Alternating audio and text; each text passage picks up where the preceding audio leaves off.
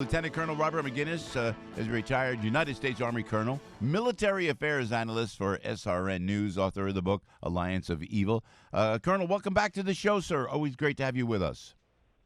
Well, thanks for having me this morning, Joe. Well, we appreciate it. Love your calm demeanor, Colonel McGinnis. You know, I get kind of excited when I see the president with Kim Jong-un. I feel a sense of patriotism. What is your reaction, pragmatically, to the president's meeting with Kim? Well, I'd rather have the president talk to Kim than exchange nuclear weapons or ballistic missiles. Yeah, amen. The president took the initiative here. Obviously, things had stalled since Hanoi. He didn't have a good deal in February when he was there with Kim, and now he saw the opportunity just in the wake of having met with the Chinese president over in Osaka. He says, I'm going to South Korea. Why don't I try to restart these negotiations? And that's what he did. He just tweeted, which is his way of getting the word out. Kim saw that, and they met at Panmunjom. Though he briefly strolled into North Korea, then he took him back to Freedom House. They sat down for 15 minutes, and they restarted negotiations. Nothing's wrong with it. I think that is the way to go.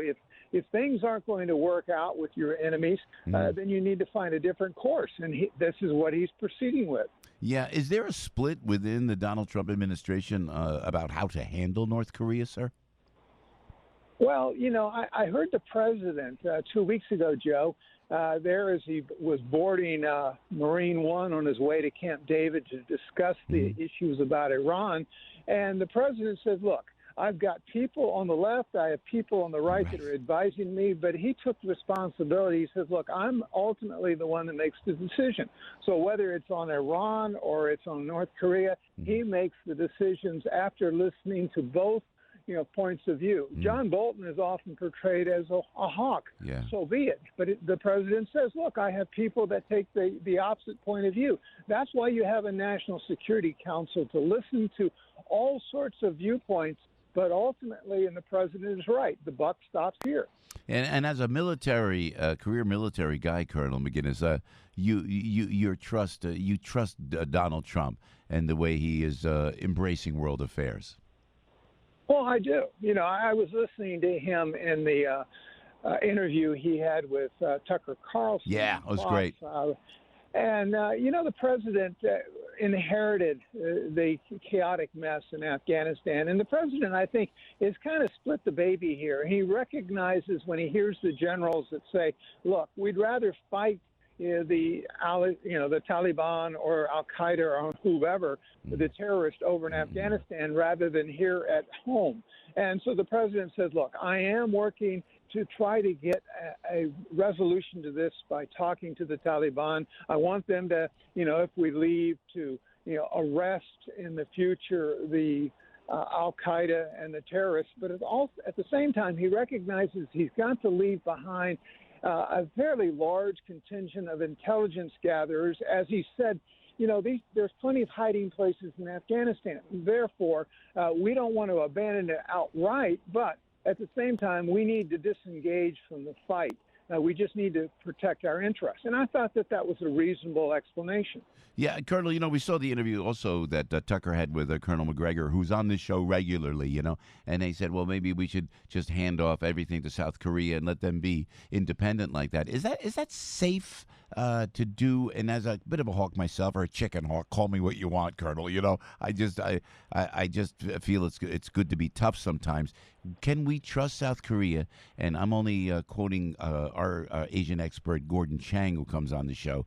If you hand off completely everything to South Korea, does that let Moon join with Kim Jong-un and they become one Korea and then align themselves with China? Is there a danger in that, sir?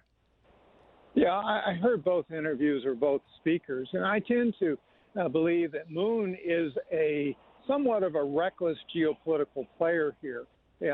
I've had a conversation with a very key, to be unnamed, North or South Korean official who basically said, look, we have a history of over 1,000 years of a unified Korea.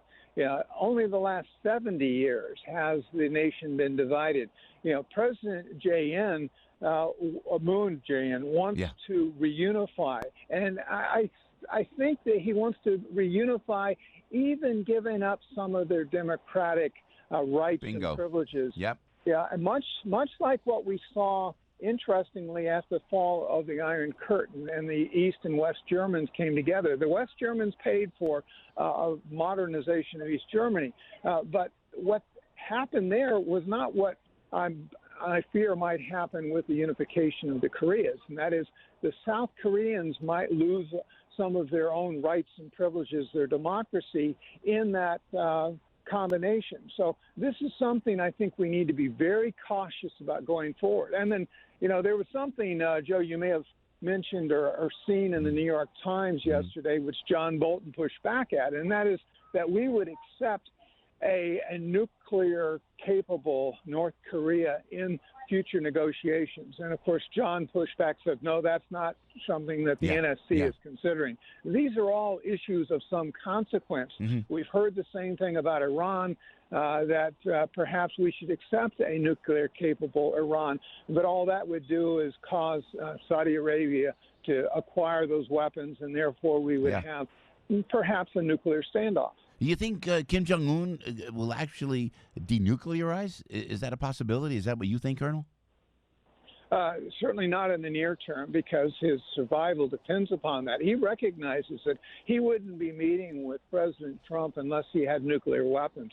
And I believe that to be true. Now, the survival of this regime is premier. I recently read a book by a former official in North Korea that is now in South Korea. The book is Dear Leader, and it really portrays that regime as bad as it possibly can be. And I believe that to be true. The hundreds of thousands of people that are dead, those that have been executed, the terrible lifestyle. So we have to recognize that, this is a rogue regime, not to be trusted. I think the president has his eyes open. He recognizes what he's faced, but at the same time, we don't want them to have nuclear weapons.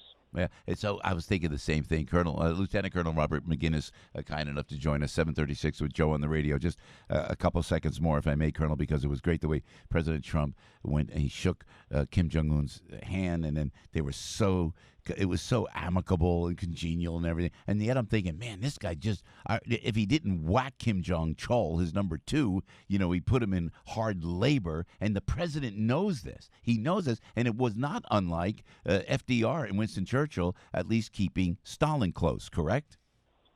Oh, absolutely. And the president is not naive about how vicious these people are. I've been to the Panmunjom a couple of times. I know exactly where they were.